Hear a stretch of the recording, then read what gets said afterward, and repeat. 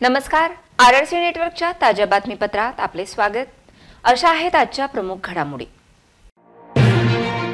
Headlines प्रस्तुत करता Pankaj कोठारेज, Kothari construction company, रामी हेरिटेज, जुना आरटीओ ऑफिस समोर, अकोला। कापसाची सरकारी खरेदी केंद्र उघडणार कधी? शेतकऱ्यांच्या घरात कापसाचे आगमन झाले सुरू। आरोग्य कर्मचाऱ्यांनी काढली नाकर्त्या शासनाची अंत्ययात्रा। पांढरी साडी घालत महिला कर्मचाऱ्यांनी डोळ्यात आणले अश्रू। दिवाळी खरेदीसाठी ग्राहकांची जिल्हा परिषद कर्मचारी भवनाकडे धाव। देशमुख महिला मंडळाच्या हिरकणी बचत गटाचे उद्घाटन। ताईबाई कोमात, केस पेपर मात्र गायब। सांगा सुपर स्पेशालिटी मध्ये रुग्ण जगणार तरी कसा? दिवाळीच्या तोंडावर राशन दुकाने कसे काय बंद? ग्राहकांना आनंदाचा शिधा काय? साधा शिधा पण भेटला नाही। आता सविस्तर बातम्या। यंदा मोसमी पावसाने ओढ दिल्याने खरीप हंगाम संकटात सापडला। त्यामुळे कोरडवाहू कापसाचे उत्पादन घटले आहे। त्यात दसऱ्यापासून कापूस खरेदीला सुरुवात झाली। मात्र भारतीय कापूस महामंडळ म्हणजेच सीसीआय आणि राज्य पणन महासंघाने खरेदी केंद्र सुरू न केल्याने व्यापारी हमीभावापेक्षा कमी किमतीमध्ये खरेदी करीत आहेत। शासन कापसाचे खरेदी केंद्र कधी सुरू करणार असा प्रश्न शेतकऱ्यांना पडला आहे। विदर्भातील बाजार समित्यांमध्ये कापसाला सरासरी 6,500 ते 7,000 रुपये प्रति क्विंटल भाव मिळत आहे। यंदा खरीप हंगामात केंद्र सरकारने 7,020 रुपये हमी भाव जाहीर केला आहे। सध्या सर्वत्र कापूस वेचणीची कामे सुरू आहेत। व्यापारी हमी भावापेक्षा कमी भावात कापूस खरेदी करीत आहेत। त्याचा शेतकऱ्यांना फटका बसत आहे। सीसीआयचा सब एजंट म्हणून पणन महासंघ दरवर्षी कापूस खरेदी करते। पणन महासंघाकडून राज्यात 50 केंद्रांवर कापूस खरेदी होत असते। पश्चिम विदर्भात कापसाचे दर हमी भावापेक्षा कमीच आहेत। दुसरीकडे कापूस प्रक्रिया उद्योग रखडतच सुरू आहे। जिनिंग प्रेसिंग कारखानदार आर्थिक संकटाचा सामना करीत आहेत। अशा स्थितीत कापूस उत्पादक शेतकऱ्यांना आधार देण्याची आवश्यकता लक्षात घेता सरकारने बाजारात हस्तक्षेप केला असून खरेदी सुरू केली आहे। गेल्या हंगामातही शेतकऱ्यांना दिलासा मिळू शकला नाही। गेल्या वर्षी ऑक्टोबर ते मार्च या 6 महिन्यांमध्ये कापसाचे भाव 8,500 ते 9,500 रुपयांच्या दरम्यान होते। एप्रिलपासून भाव कमी होत गेले। कापसाला शेवटच्या टप्प्यात चांगला भाव मिळाला होता, पण गेल्या वर्षी शेतकऱ्यांची निराशा झाली होती। शासनाच्या रिक्त पदांवर समायोजन करण्यात यावे या मागणीसाठी राष्ट्रीय आरोग्य अभियान अंतर्गत वैद्यकीय क्षेत्रात कार्यरत कंत्राटी वैद्यकीय अधिकारी कर्मचाऱ्यांनी अकोला जिल्हाधिकारी कार्यालयासमोर काम बंद आंदोलन सुरू केले असून आज अकोला जिल्ह्यातील वैद्यकीय क्षेत्रात कार्यरत कंत्राटी वैद्यकीय अधिकारी कर्मचाऱ्यांनी शासनाची प्रतिकात्मक अंत्ययात्रा काढण्यात आली। राज्य सरकार जोपर्यंत आमच्या मागण्या पूर्ण करत नाही तोपर्यंत हे आंदोलन असेच सुरू राहणार असल्याचे यावेळी सांगण्यात आले। शासनाच्या रिक्त पदांवर समायोजन करण्यात यावे या प्रमुख मागणीसाठी राष्ट्रीय आरोग्य अभियान अर्थात NHM अंतर्गत वैद्यकीय क्षेत्रात कार्यरत कंत्राटी वैद्यकीय अधिकारी कर्मचाऱ्यांनी जिल्हाधिकारी कार्यालयासमोर कामबंद आंदोलन करीत आहेत। या आंदोलनात 800 पेक्षा अधिक कंत्राटी अधिकारी कर्मचारी सहभागी झाले आहेत।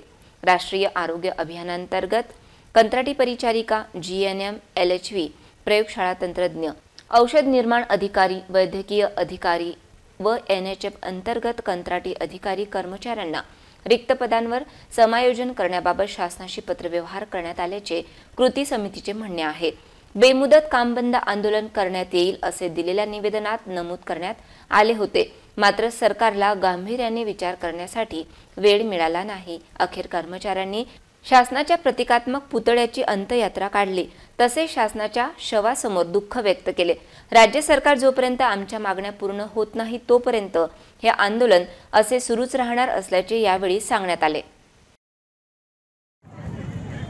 राष्ट्रीय ग्रामीण आरोग्य अभियान अंतर्गत कार्यरत असणारे कर्मचारी गेल्या 20 वर्षापासून कार्यरत आहेत। कोरोनासारख्या महामारीमध्ये त्यांनी जीवाची पर्वा न करता केलेले काम हे अतुलनीय होते।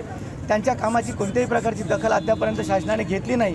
ही शासनाने दखल घ्यावी। आमचे कर्मचारी आंदोलनाला येताना त्यांचा एखाद्याचा मृत्यू होतो याची सुद्धा दखल घेतली गेली नाही। कोरोना काळात आमच्या बरेचसे कर्मचाऱ्यांचा मृत्यू झाला, त्याचीसुद्धा शासनाने दखल घेतली नाही।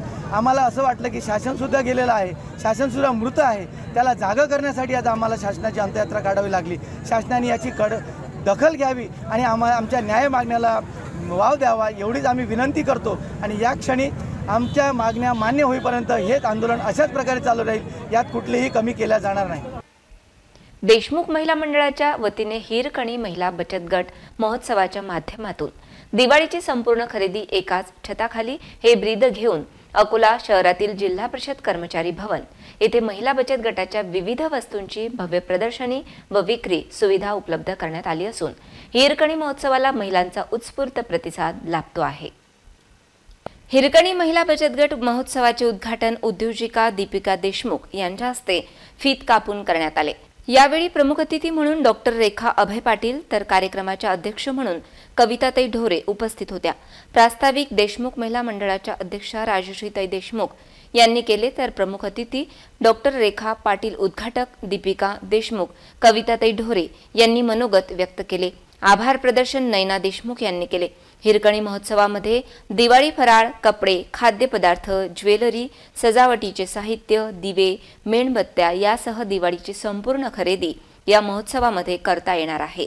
तसेच येथे खरेदीसाठी येणाऱ्या नागरिकांसाठी लकी ड्रॉचे आयोजन करण्यात आले असून लकी ड्रॉच्या माध्यमातून आकर्षक बक्षिसे मिळवण्याची संधी अकोलेकरांना मिळणार आहे। त्यामुळे अधिकाधिक नागरिकांनी हिरकणी महोत्सवाला भेट देऊन एकाच छताखाली असणाऱ्या प्रदर्शनी स्टॉलला भेट देऊन खरेदी करण्याचे आवाहन देशमुख महिला मंडळाच्या वतीने करण्यात आले आहे। यावेळी मराठा मंडळ अध्यक्षा भारती धारपडकर, लिनेस क्लब अध्यक्षा नम्रता अग्रवाल, विश्व मांगल्य अकोला अध्यक्षा Swati Jhunjhunwala, Lions Club Midtown Gold अध्यक्ष अनिता उपाध्याय, माहेश्वरी महिला मंडळ अध्यक्ष शिल्पा चांडक, जेसीआय अध्यक्ष रिजवान मौसानी, फेमिना क्लब अध्यक्ष बबिता खंडेलवाल, जिजाऊ ब्रिगेड अकोला जिल्हाध्यक्ष रेणू गावंडे यांच्यासह मान्यवरांची उपस्थिती होती। यावेळी ज्येष्ठ सल्लागार कविताताई ढोरे, देशमुख महिला मंडळाचे अध्यक्ष राजश्रीताई देशमुख, सचिव स्वप्नाली देशमुख, उपाध्यक्ष नैनाताई देशमुख, कोषाध्यक्ष प्रतिभा देशमुख, माजी अध्यक्ष कल्पनाताई देशमुख यांच्यासह देशमुख महिला मंडळाच्या पदाधिकारी उपस्थित होत्या।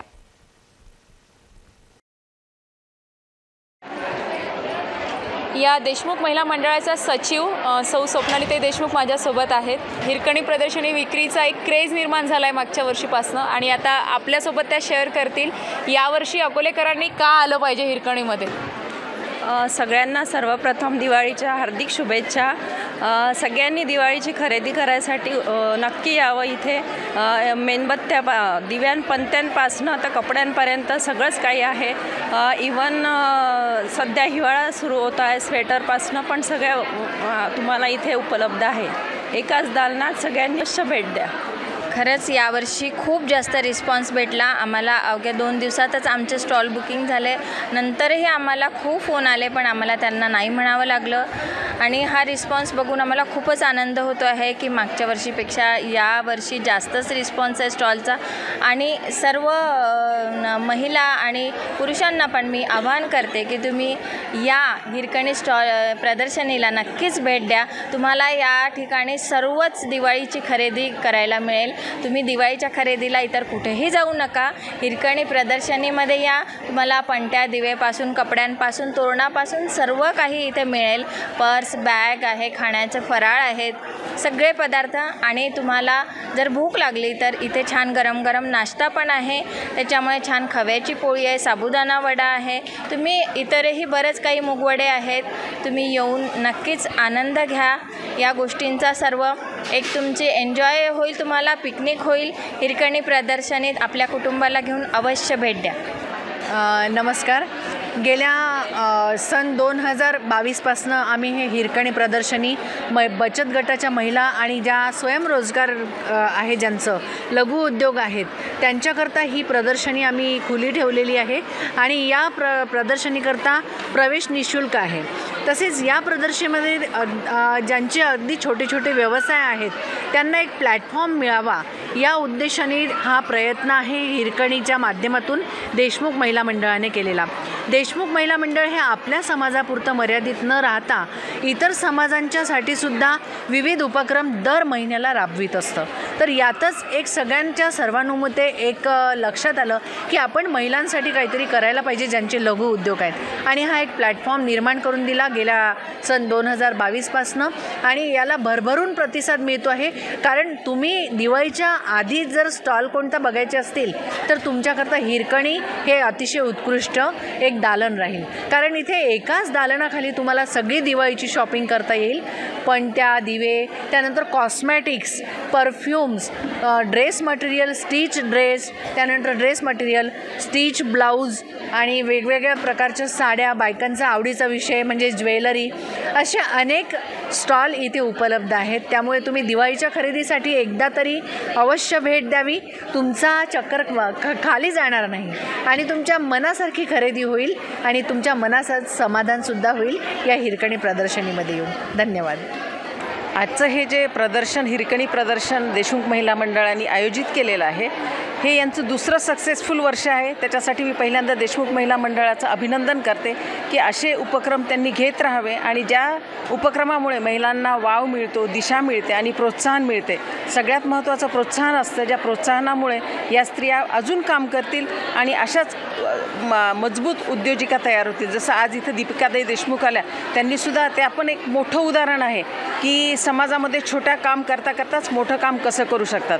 तर मी ह्या अशा उपक्रमां त्यांनी राबवत राहावे, महिलांना उत्साह देत राहावा, प्रोत्साहन देत राहावं. उपक्रम आहेत देशमुख महिला मंडळ घेत आहे, मागेही घेत आहे, आताही घेत आहे आणि पुढेही घेत राहतील, अशा मी त्यांना शुभेच्छा देते.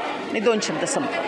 सर्वप्रथम तर देशमुख महिला मंडळाचं आयोजित जी हिरकणी प्रदर्शनी आणि देशमुख महिला मंडळांचं मी खूप कौतुक करते, कारण मागच्या वर्षीपासून त्यांनी ह्या प्रदर्शनीला सुरुवात केली आहे. खूप चांगल्या प्रकारे उद्घाटनाच्या वेळेसच खूप चांगला क्राऊड इथं तयार झाला होता आणि मी पण अशा बचत गट स्टॉलपासूनच सुरुवात केली होती माझ्या सूर्योदय महिला उद्योगाची.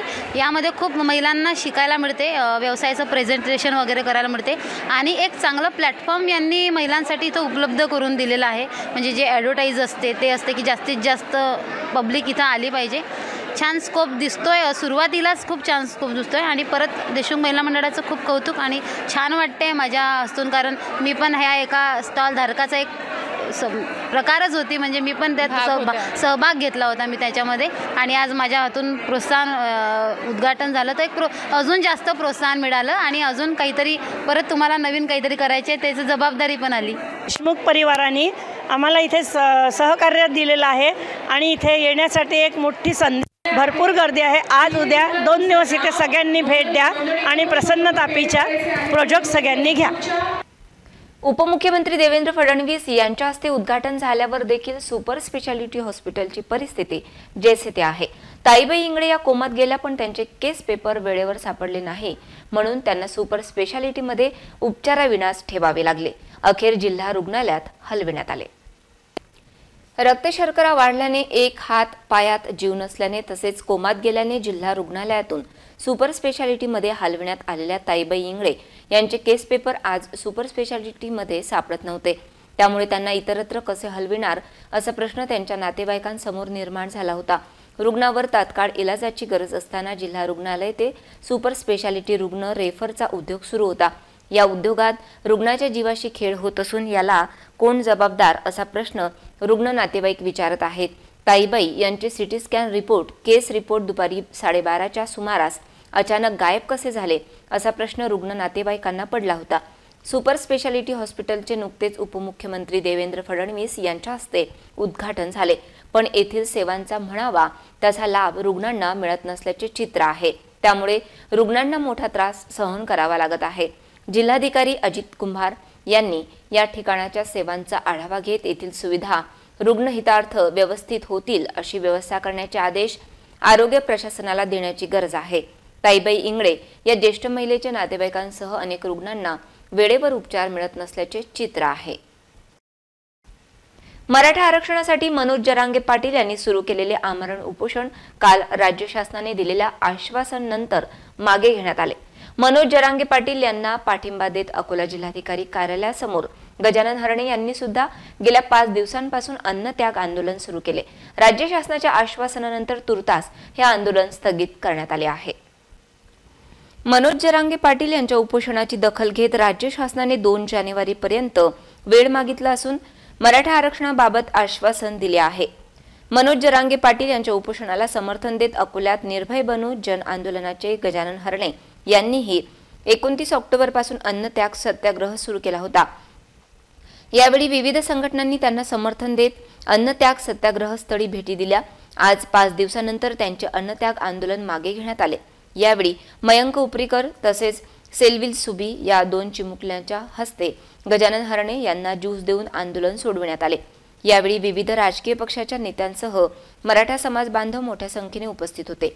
यावेळी शिवसेना आमदार नितीन देशमुख, राष्ट्रवादी काँग्रेसचे जिल्हाध्यक्ष संग्राम गावंडे, काँग्रेस पक्षाचे जिल्हाध्यक्ष अशोक अमानकर, अजित पवार गट राष्ट्रवादीचे जिल्हाध्यक्ष कृष्ण अंधारे, महाराष्ट्र नवनिर्माण सेनेचे पंकज साबळे, महाराष्ट्र सेवा संघाचे अशोक पटुकार, डॉक्टर अभय पाटील, डॉक्टर सुभाष कोरपे, डॉक्टर अमोल रावणकर, मराठा महासंघाचे राम मुळे, विनायक पवार, नरेश सूर्यवंशी, कमलजीत कैस, गजानन हरणे यांच्या सौभाग्यवती योगेश्वरी हरणे, प्रदीप चौरे, गिरीश गावंडे, रवी अरबट, नंदकिशोर गावित, भाजपाचे अशोक ओळंबे, शिंदे गटाचे संदीप पाटील, महिला काँग्रेसच्या पूजा काळे आदींसह मराठा समाजातील दिग्गज नेते उपस्थित होते।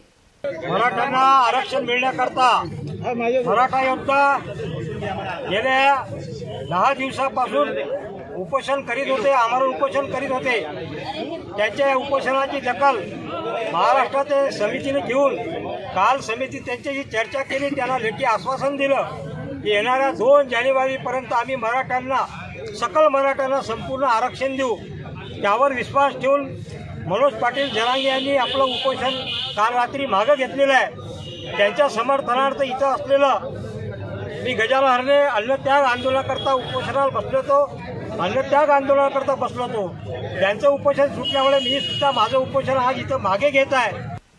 इतरही घडामोडींचा आपण आढावा घेणार आहोत, मात्र छोट्याशा विश्रांतीनंतर।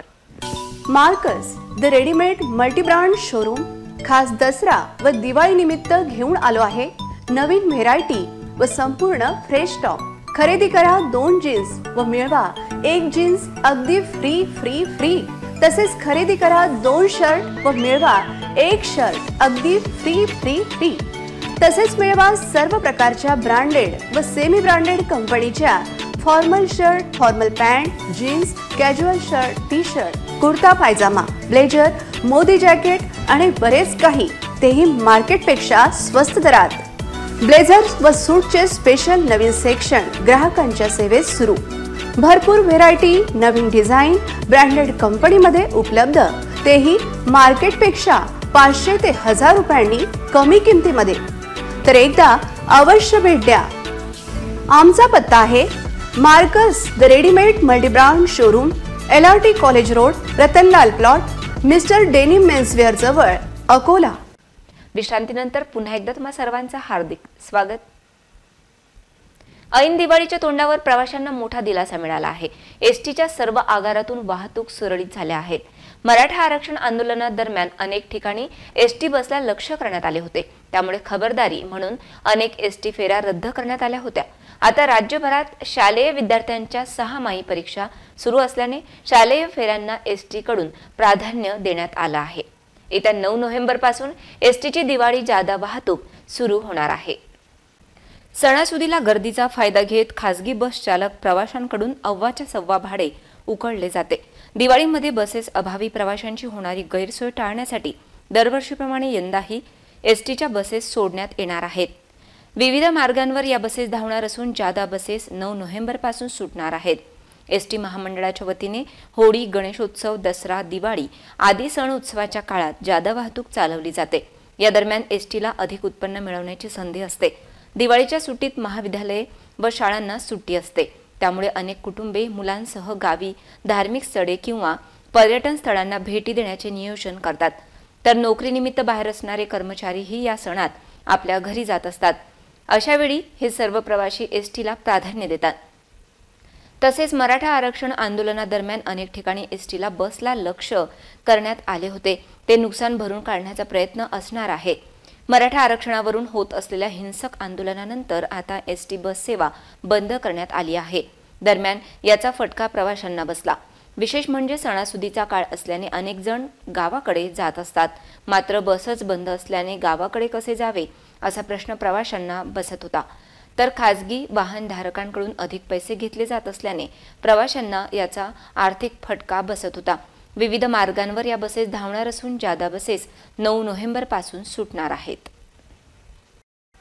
जिल्हा निवडणूक यंत्रणेकडून मतदार जनजागृती कार्यक्रमात मतदार नोंदणी गीताची निर्मिती करण्यात आली आहे। जिल्हाधिकारी अजित कुंभार यांच्या हस्ते आज त्यांच्या दालनात गीताचे पोस्टर प्रकाशित करण्यात आले। युवकांमध्ये मतदानाची जागृती करण्यासाठी व त्यांची नोंदणी करण्यासाठी ही मोहीम राबविण्यात येत आहे।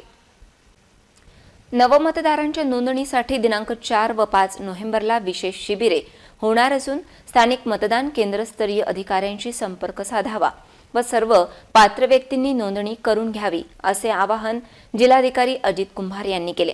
जिल्हा निवडणूक यंत्रणेकडून मतदार नोंदणी गीत जिल्हाधिकारी अजित कुंभार यांच्या मार्गदर्शनाखाली तयार करण्यात आले। संकल्पना बाळापूरचे तहसीलदार राहुल तायडे यांची असून निर्मिती उपजिल्हा निवडणूक अधिकारी महेश परंडेकर व उपविभागीय अधिकारी राजेश्वर हांडे यांची आहे। गीत, संगीत, गायन, दिग्दर्शन संघदास वानखडे यांचे असून गीताच्या व्हिडिओत कलाकार तुळशीदास खिरोळकर यांची भूमिका आहे। निर्मितीसाठी उपविभागीय अधिकारी संदीप कुमार अपार, बळवंतराव अरखराव, शरद जावळे, तहसीलदार शिल्पा बोबळे, पवन पाटील, सुनील चव्हाण, दीपक बाजड, रवी काळे, संतोष यावलीकर, अतुल सोनवणे, विजय सरडकर यांचे सहकार्य लाभले आहे। दिवाळी सणानिमित्त शहरातील मुख्य बाजारपेठ रस्त्यावर दुकाने आता लावता येणार नाहीत। यासाठी महापालिकेने केवळ दिवाळी सणानिमित्त खुले नाट्यगृहाच्या मागच्या बाजूस व्यावसायिकांसाठी तात्पुरत्या स्वरूपाची व्यवस्था करण्यात येत आहे। यासाठी महापालिकेने उपाययोजना केली आहे। दिवाळी सणानिमित्त अकोला महानगरपालिका क्षेत्रातील मुख्य रस्त्यावर शहरातील आणि ग्रामीण भागातून मूर्ती, फूल, हार, झाडू, पणती, मातीची खेळणे, प्रसाद व पूजा सामग्रीची किरकोळ विक्रेत्यांद्वारे दुकाने लावण्यात येत असतात। त्यामुळे गांधी रोड, जैन मंदिर रोड, फतेह अली रोड व मुख्य बाजारपेठेतील मुख्य रस्त्यांवर मोठ्या प्रमाणात वाहतुकीची होत असलेली कोंडी लक्षात घेता तसेच शहरातील नागरिकांना आणि व्यावसायिकांना अधिक सोयीचे व्हावे याकरिता मनपा प्रशासनाद्वारे खुले नाट्यगृहच्या मैदानात तात्पुरत्या स्वरूपात दिवाळी मार्केटची व्यवस्था करण्यात आली आहे। या ठिकाणी प्रशासनाद्वारा पेवर्स ब्लॉक लावून रस्ते तयार करण्यात येणार आहेत।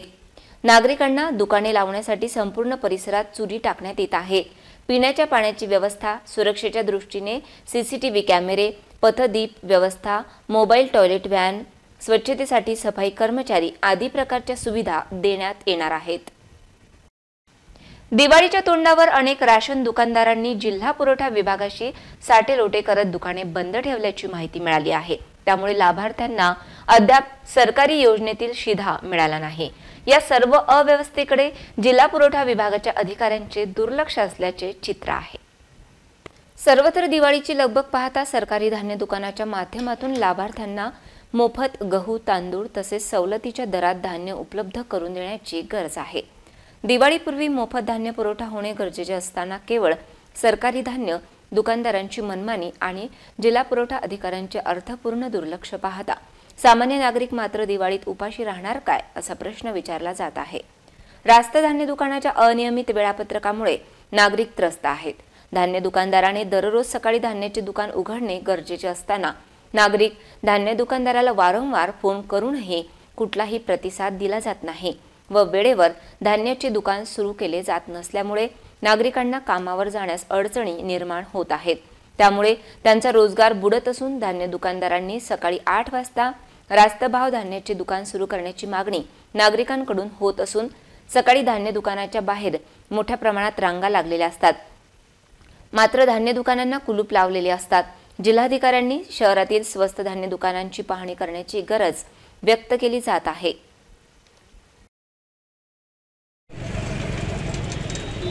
आतापर्यंत खोलाचंही नाव नाही, फोन बी स्विच ऑफ करून ठेवला जाणार, काय करायचं सांग। दिवाळी आगे दिवाळी का सीधा मिला क्या? काहीच नाही भेटलं. पुढच्या महिन्यातही नाही दिलं. अंगठा घेतला आणि म्हणे या महिन्यात देतो म्हणे, 3 तारखेला सकाळी द्या म्हणे. आतापर्यंत ते दुकान खुलून राहील. फोनच बंद करून ठेवतात. आज मग 10 वाजेपर्यंत आम्हाला फोनही करू नका असे बोलतात. आप कब से आए कंट्रोल पे? 9:15 वाजतापासून बसले. पुन्हा एक नजर टाकूया आजच्या प्रमुख घडामोडींवर. हेडलाईन्स प्रस्तुत करता पंकज कोठारेज, कोठारी कन्स्ट्रक्शन कंपनी, रामी हेरिटेज, जुना आरटीओ ऑफिस समोर, अकोला. कापसाची सरकारी खरेदी केंद्र उघडणार कधी? शेतकऱ्यांच्या घरात कापसाचे आगमन झाले सुरू. आरोग्य कर्मचाऱ्यांनी काढली नाकर्त्या शासनाची अंत्ययात्रा. पांढरी साडी घालत महिला कर्मचाऱ्यांनी डोळ्यात आणले अश्रू. दिवाळी खरेदीसाठी ग्राहकांची जिल्हा परिषद कर्मचारी भवनाकडे धाव. देशमुख महिला मंडळाच्या हिरकणी बचत गटाचे उद्घाटन. ताईबाई कोमात केस पेपर मात्र गायब. सांगा सुपर स्पेशालिटीमध्ये रुग्ण जगणार तरी कसा? दिवाळीच्या तोंडावर राशन दुकाने कसे काय बंद? ग्राहकांना आनंदाचा शिधा काय? साधा शिधा पण भेटला नाही. बातम्यांसाठी तुम्ही पाहत रहा RRC न्यूज. यूट्यूब चॅनलवर तुम्ही पण लाईक आणि सबस्क्राईब करा RRC डिजिटल अकोला हे यूट्यूब चॅनल. जगभरात कुठेही पहा RRC डिजिटल अकोला. पुन्हा भेटूया ताज्या बातम्यांसह, नव्या घडामोडींसह, नव्या बातमीपत्रात. तोवर नमस्कार.